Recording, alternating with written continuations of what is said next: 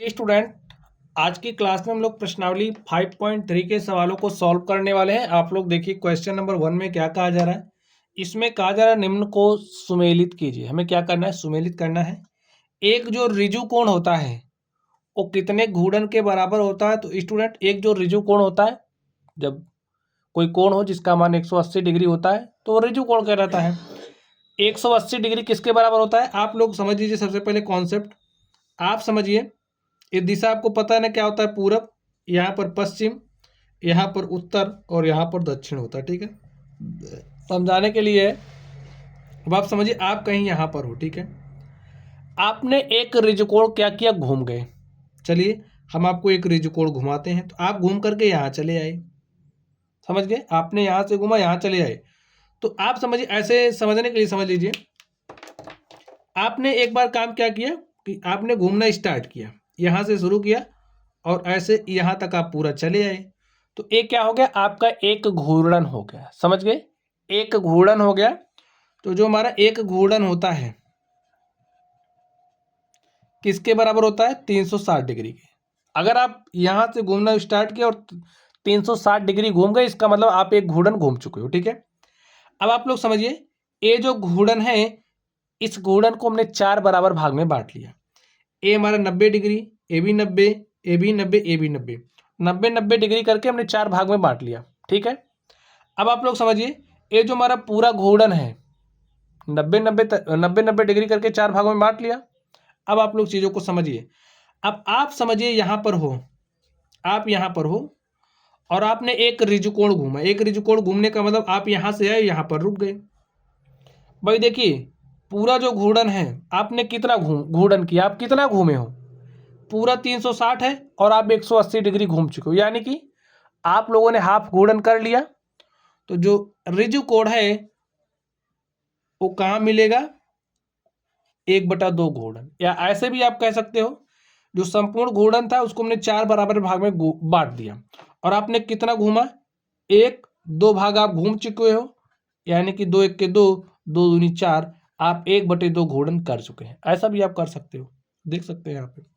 चलिए अब आप नेक्स्ट देखिए, समकोण। आपने यहां से बस यहां तक ही घूर्णन किया, तो पूरा कितना है? जो पूरा घूर्णन था हमने उसको 4 बराबर भाग में बांटा है। 4 में से कितना हमने घूर्णन किया? 1। आप एक समकोण घूम रहे हो, इसका मतलब आपने कितना घूर्णन किया? 1/4 घूर्णन किया। समझ गए बात? न्यून कोण, अब आपने समझिए, आप समझिए, चलिए यहां पर ध्यान से देखिए, आप समझिए, यहां पर है, आपने एक न्यून कोण घूमा। न्यून कोण का मतलब 90 से कम। आप यहां कहीं आके रुक गए, तो ये जो घूर्णन है उसे आप क्या कहोगे? भाई 1/4 पूरा होता था, लेकिन इस बार 1/4 से कम घूर्णन होगा। तो एक जो न्यून कोण होगा कहाँ जाएगा? 1/4 घूर्णन से कम, ए पर जाएगा। ठीक है, अधिक कोण। अधिक कोण क्या होता है? 180 डिग्री से अधिक। तो आपने घूर्णन किया, अधिक कोण यानी कि 180 के आप इस पार आ गए।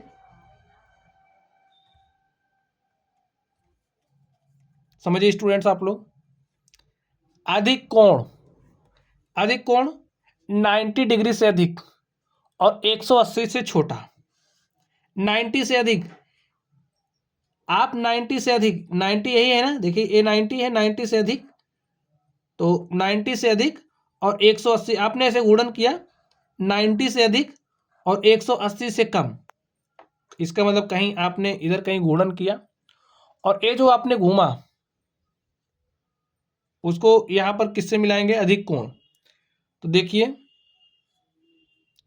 1/4 घूर्णन और 1/2 घूर्णन के बीच में, तो 1/4 ए है और 1/2 ए है। तो 1/4 और 1/2 के बीच में, यानी कि कहीं यहां पर। ठीक है, तो जो हमारा चौथा नंबर है वो ई से मिलेगा। प्रतिवर्ती कोण। अब स्टूडेंट, जब कोई कोण हो जिसका मान 180 डिग्री से अधिक हो जाए, आपने समझिए यहां से गुणन करना शुरू किया, 180 इतना पूरा है, इससे अधिक यानी कि आप कहीं इस तरफ आ गए। ठीक है, तो देखिए किससे मिलेगा प्रतिवर्ती कोण? 1/2 घूर्णन से अधिक, ठीक है, 1/2 घूर्णन से अधिक। तो इस तरीके से हमें सुमेलित करना था, हमने इसको सुमेलित कर दिया है। चलिए स्टूडेंट, अब हम लोग प्रश्न संख्या 2 पर चलते हैं और देखते हैं प्रश्न संख्या 2 का सॉल्यूशन क्या होगा। स्टूडेंट, आप लोग प्रश्न संख्या 2 को पढ़िए, देखिए इसमें क्या कहा जा रहा है। निम्न में से प्रत्येक कोण को समकोण, ऋजु कोण, न्यून कोण, अधिक कोण या प्रतिवर्ती कोण के रूप में वर्गीकृत कीजिए, ठीक है। तो चलिए हम लोग वर्गीकृत करते हैं। आप लोग समझिए, यहाँ पर ये जो कोण है ए क्या है, एक न्यून कोण है, ठीक है। कौन सा कोण है, न्यून कोण। एक ऐसा कोण जिसका मान 0 डिग्री से बड़ा हो, 90 से छोटा हो, तो ऐसा कोण न्यून कोण कहलाता है। तो यहाँ पर ये जो हमारा कोण है न्यून कोण है। एक क्या है, देखिए अधिक कोण है, क्या है, अधिक कोण। अब का आप कहोगे अधिक कोण कैसे, तो एक ऐसा कोण जिसका जो मान है 90 डिग्री से अधिक होता है और 180 डिग्री से छोटा होता है। 90 से अधिक 180 डिग्री से छोटा जो कोण होता है वो हमारा क्या कहलाता है, अधिक कोण। देखिए 90 से अधिक है, हमें कैसे पता चला, देखिए आप यहाँ पर जब आप एक लंब ड्रॉ करोगे, यानी कि 90 डिग्री का खींचोगे, तो ये जो हमारा कोण होगा 90 डिग्री का होगा। तो ये 90 से अधिक दिख रहा है ना, 90 से अधिक है। और देखिए एक ऐसे जो लाइन आप जब इसे सीधी कर दोगे, तो ये जो लाइन है इस पर 180 डिग्री का पूरा कोण बनेगा।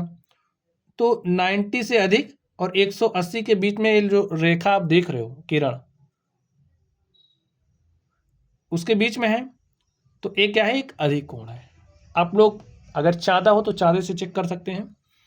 यहाँ पर देखिए, अब हमसे इस वाले कोण की बात कही जा रही है। ये जो कोण है कितना डिग्री है स्टूडेंट, एक समकोण है, ठीक है, क्योंकि 90 डिग्री का जो कोण होता है उसे हम समकोण कहते हैं। अब आप आगे ध्यान से देखिए, अब आपसे इस वाले कोण की बात कही जा रही है, इस वाले कोण की। जब आप देखोगे तो ये जो हमारा कोण है ये क्या है, एक प्रतिवर्ती कोण है। इसको जब आप मापोगे तो आप पाओगे कि इसका जो मान है 180 डिग्री से अधिक है। 180 डिग्री से अधिक जो कोण होता है वो हमारा प्रतिवर्ती कोण कहलाता है। इसकी बात हम कर लेते हैं। देखिए एक रेखा है और इस रेखा पर यहाँ पर एक कोण बन रहा है। जो रेखा होती है उस पर जो कोण बनता है वो क्या होता है, ऋजु कोण होता है। यानी कि 180 डिग्री का जो कोण होता है ऋजु कोण कहलाता है, सरल कोण कहलाता है। तो ये हमारा एक ऋजु कोण है। अब आप ध्यान से देखिए, अगर ए रेखा इसके बीच में इस कोण की बात करोगे तो ये हमारा क्या है, एक न्यून कोण है। और जब आप इसकी बात करोगे तो ये भी देखिए क्या है, हमारा एक न्यून कोण है, ठीक है। तो ये हमारा एंगल क्या है, न्यून कोण है। तो आप लोग समझ गए, न्यून कोण है, अधिक कोण, समकोण, प्रतिवर्ती कोण, ऋजु कोण, न्यून कोण। समझ गए स्टूडेंट।